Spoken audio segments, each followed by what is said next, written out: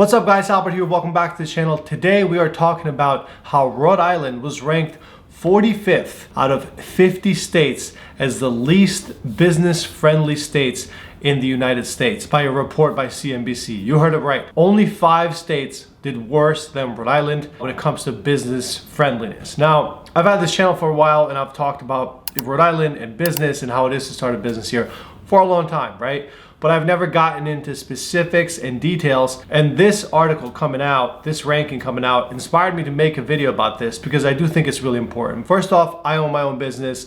I have a lot of friends who own businesses. Also, because of the YouTube channel, I have a lot of people who reach out to me on a daily basis who are looking to move here, who are self-starter type people. So people are looking to buy houses here, who are looking to either start restaurants or small businesses. So they always have questions around how it is to start a business there. Is it easy? Is it hard? And I always say it, I've even said it in videos here before, that it is easy to start a business, but it is complicated because of the bureaucracy that is in Rhode Island, right? Bureaucracy. So it's like you have to know people, you have to be connected in order to get things done. Things move much slower here than an entrepreneur or a business owner. But I'm not the only one telling you this. Anyone you talk to would be able to tell you the same thing. This report came out and ranked Rhode Island as one of the worst states to start a business. Now, this is nothing new really. Last year, it actually did even worse, where it was ranked 46th. Now they improved by 1 place at 45. And believe it or not, a representative of Dan McGee's office came out and addressed this ranking and basically acknowledged it as a positive, right? Because we went from number 46 to number 45, like unbelievable. So they acknowledged it as a positive, but they also acknowledged a couple other things that are positives as far as the unemployment rate and things like that, right? But we're not gonna talk about that because we're talking about business friendliness. What does that mean? Like, what are a couple of things that you need in order to attract businesses? Small business, big business, and really big business. What do you need to attract those things? So I am not gonna go into detail as to what you need, but I'm gonna go into detail as what does Rhode Island lack and what is a problem in Rhode Island, and then talk about that and why I think this is one of the reasons why we don't have businesses being started here. Okay, so let's get into it. Number 1 is corruption. Rhode Island ranks number 6 on the most corrupt states in the country. You heard it right. Number 1 is New York City, then there's a couple other states, and then you have Rhode Island. For a small state, for the smallest state in the country, that's pretty high if you ask me at number 6. Now when I say you have to be connected, you have to know people, that's really what I mean. It is a corrupt state. If you don't know people, if you don't have connections, it's really hard to get things done. If you're looking for scandals of politicians and office officials, things that they do and shady deals that they do, and sometimes they also get caught doing it, go on Google, look it up, and you can find it for yourself. I don't want to get into details as far as what happens, but you can easily find those things out. So that's number 1. Number 2 is the infrastructure. Roads in Rhode Island are terrible. I've been saying this for a very long time. Last year, we got a C- grading on the quality of our roads. They've been lately working on the roads more, but we still are at a C- grading when it comes to our roads, right? Any good business to be attracted to an area, most likely they're gonna have to move product, they're gonna have to move shipment, and infrastructure is a very important puzzle in order for you to be able to start a business and become a business-friendly state. Something also to keep in mind, right? Rhode Island's infrastructure is compared that to a third world country type infrastructure. That's how bad it is. Example, if Rhode Island spent an average about $850 more on car repairs caused from the infrastructure and the bad roads than any other American in the US. So that's something important to keep in mind. Number 3 that also is important is the taxes.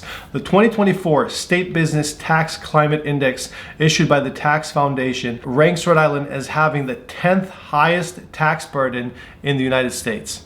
10th highest tax burden in the United States, and is also focused on the business owners. The biggest burden is on the business owners. So you're forced to provide way higher than average when it comes to better health insurance and all the benefits for employees. Now, I'm not saying those things are bad, but they are not beneficial when it comes to starting a business, right? I'm talking about starting a business. Starting a business is difficult as it is, but with these issues in place, it's even more difficult. So taxes are definitely something that hinder that when it comes to starting a business. Number 5, I have affordable housing. or the lack thereof, right? Affordable housing in Rhode Island is becoming an increasingly and alarmingly more and more challenging problem. Last year, the lack of affordable housing was about 24,000. So we're about 24,000 affordable homes short to meet the need for affordable housing in Rhode Island. That's how bad things are. And guess what? 60% of Rhode Islanders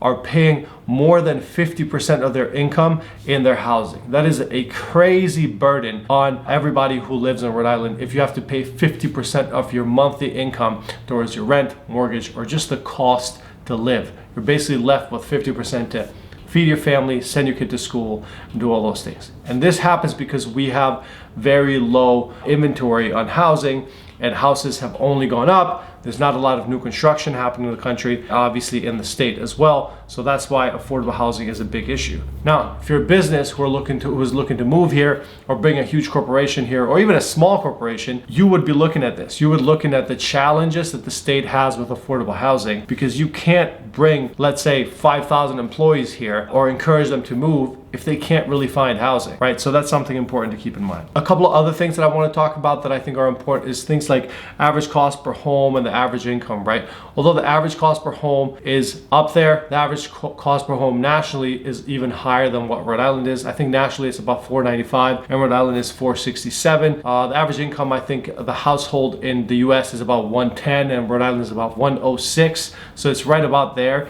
right? So these are a little bit things more positive, but again, if you combine and look at all those things, if you're looking to start a business in Rhode Island, it's just simply a little bit more challenging than we all wish it was. I know I make these videos to promote Rhode Island and kind of show the beautiful, great things that the state has to offer, but I am a business owner, and obviously I was not happy when I read that today, and I am hoping that maybe this video reaches out to as many people as possible. I hope that at some point the state turns a corner on this and it is able to figure out how to promote people to start businesses or move businesses here, because I do believe that that's extremely important. There you have it. I hope you found some value in this video. If you're looking to buy or sell a home in Rhode Island, you know where to find me. My number is right below. Subscribe to my channel. If you have any questions, you know where to find me.